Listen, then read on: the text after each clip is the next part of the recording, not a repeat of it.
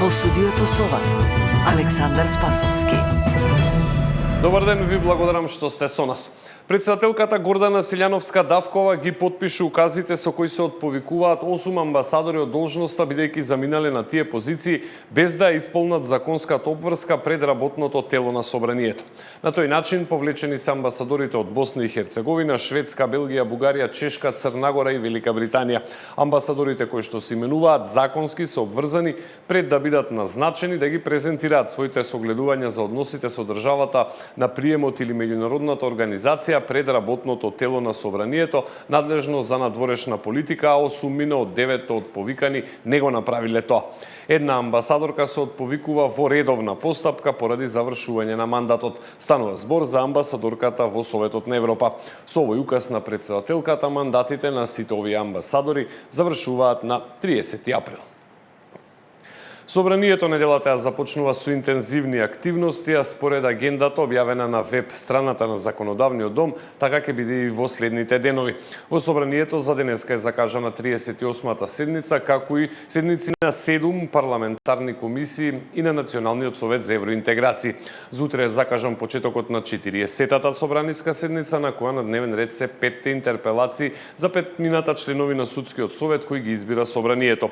Се очекува да се отвори дебата која ќе продолжи во наредните денови. Утре своја седница ќе има и Комисијата за надзор над работата на Агенцијата за национална безбедност и на Агенцијата за разузнавање, а за во среда закажана е седницата на Комисијата за надзор над спроведување на мерките за следење на комуникациите. СДСМ нема да ги поддржи интерпелациите на членовите на Судскиот совет и државниот јавен обвинител. Подпредседателката на партијата денеска рече дека на овој начин власта го узурпира судството и поставува кадри кои ќе работат под нејзин диктат. Прашуваме зошто власта не почека да се финализира новото законско решение и во нормална и редовна постапка да се избере, да речеме, пакет на нови членови согласно новото законско решение. Зошто упорно се игнорираат постоечките законски одредби од страна на извршната власт и начело со премиерот се ставаат сите над уставот и над законите? И за ова е едноставна причината, затоа што намерата е да нема реформи, туку да има инсталирање на партиски лојалисти низ правосудните органи. И уште нешто, ова не е никаква случајност, ниту пак станува збор за некаков си инцидент. Туку ова е една смислена, систематична и координирана операција за напад, односно атак врз правосудниот систем. Ако Судскиот совет биде срушен на ваков начин, следни ќе бидат судиите што не се по волја на власта. Потоа ќе следуваат и нарачани пресуди, како што впрочем сме гледале и во минатото. Исто така, ако обвинителот биде сменет на ваков начин, без почитување на законите, следни ќе бидат сите што не му се по волја и сите оние што нема да сакаат да работат по инструкциите на Мицковски. СДС и Пендаровски си го покажаа вистинското лице и на планот на меѓународната политика на државата, велат од ВМРО ДПМН во соопштение кое што го испратија утрово, реагирајќи на последното интервју на Пендаровски кој викендов беше гостин во тема на денот во Дневникот на Сител. Освен нивните аналитичари, сега и Стево Пендаровски од СДС, а воедно и поранешен председател на државата предложен од СДС, кој на последните избори изгуби со историски низок резултат, покажа дека се сврте заедно со СДС против стратешкиот партнер на Македонија САД. Ова говори дека СДС и на планот на меѓународната политика лажеле дека САД е стратешки партнер или дека сега целосно забегале. Стево Пендаровски уште еднаш и покажа на јавноста дека е само аналитичар, поточно импровизатор и оговарач. Се вели во соопштението на ВМРО ДПМН испратено утрово.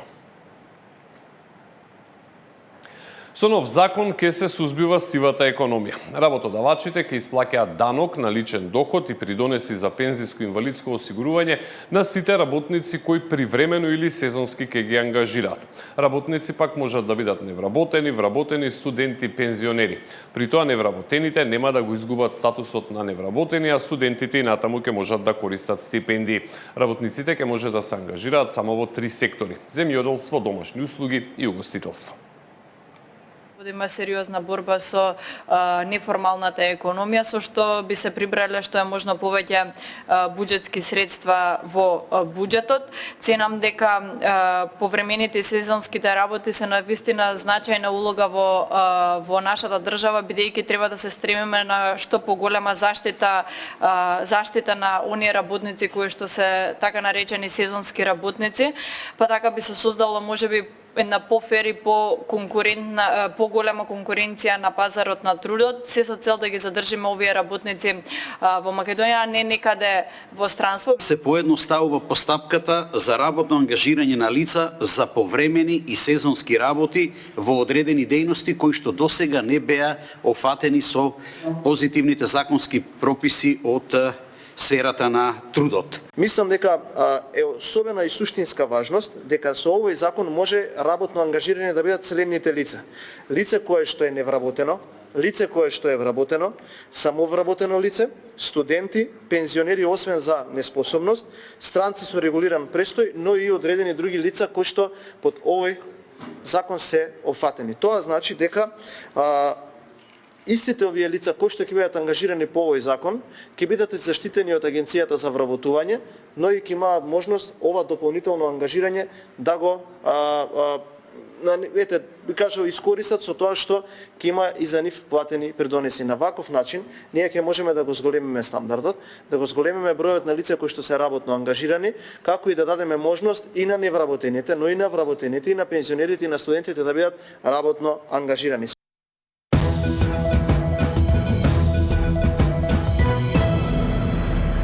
Владата планира да набави 3000 тони оризова арпа за стоковите резерви, откако претходно со измени на законот и оризот се вброи во производите кои се чуваат во државните резерви.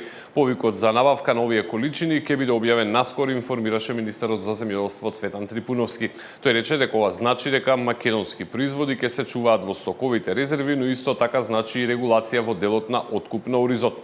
Во делот на набавката на стоковите резерви, како држава размислуваме да се направи одредена измена, меѓутоа кога ќе биде веќе согледано кое е најдоброто решение, ќе биде запознаена јавноста. Важно е стоковите резерви да се полнат со македонски производи, информира Министерството за земјоделство.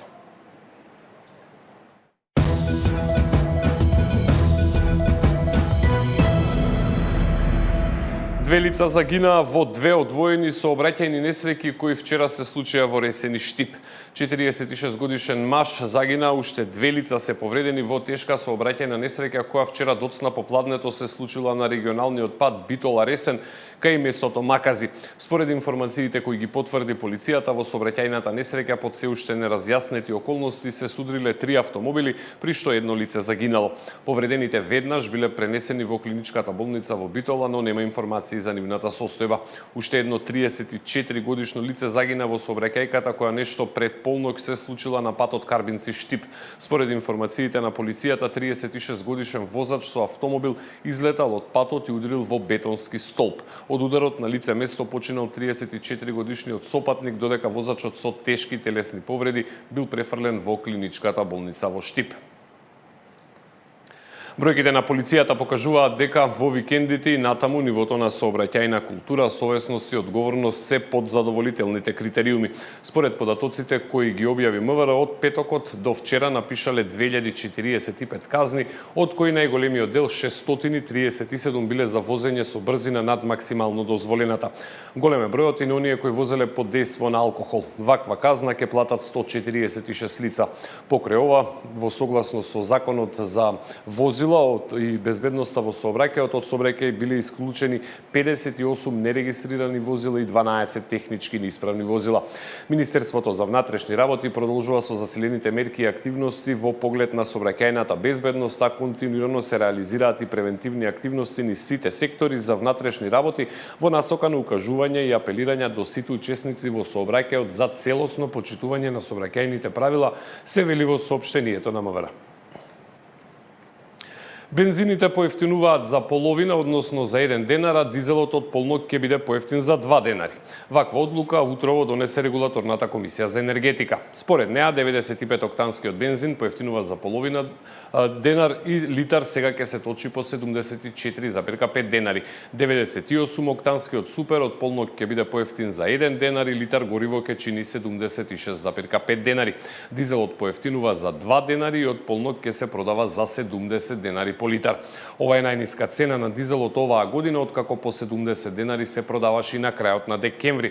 Бензинот пак во моментов е најефтин во последните речиси 6 месеци, откако по оваа цена се продаваше кон средината на септември минатата година. Со зголемените температури изминативе неколку дена забележани изголемен број на противпожарни интервенции. Само за време на изминатиот викенд беа евидентирани 60 пожари на отворен простор, информираат утрово од Центарот за управување со кризи.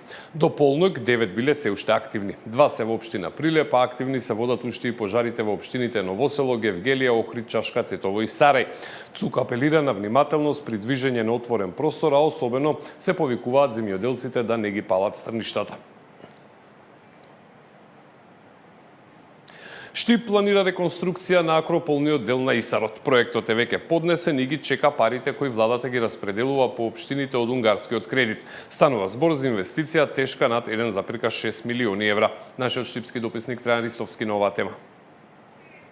Со средства во висина од над 1,6 милиони евра, општина Штип ќе го реконструира акрополниот дел на Исарот. Проектот веќе е доставен до Министерството за култура и туризам, а ќе се финансира со пари од вториот повик од унгарскиот заем. Во првата фаза ќе се реконструира и обнови во автентичен стил самата тврдина, а потоа ќе се градат и нови содржини за посетителите. Децениски сон на штипјани, кои што досега секогаш се замислувале како некогаш изгледала тврдината на Исарот, синонимот и символот на градот Штип. Конечно, проектот кој што го добивме од страна на Музеј Штип, успеавме да обезбедиме финансирање преку владата на Република Македонија. Тврдината на Исарот масовно се посетува на 22 март секоја година на празникот 40, односно младенци, обичај кој се најде на листата на УНЕСКО на нематеријално културно наследство. Идејата е оваа локација високо да котира на туристичката мапа на градот. Проектот вклучува 3 кули, кои што се поврзани со зидини повисоки од 4 метра, на кои што зидини сите посетители ќе имаат можност да се движат и да имаат еден прекрасен поглед на градот Штип.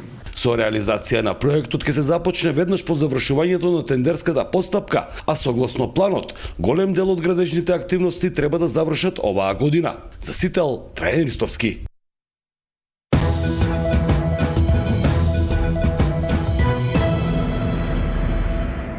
Вести од светот во избор на Марија Ников. Американскиот претседател Доналд Трамп синоќ изјави дека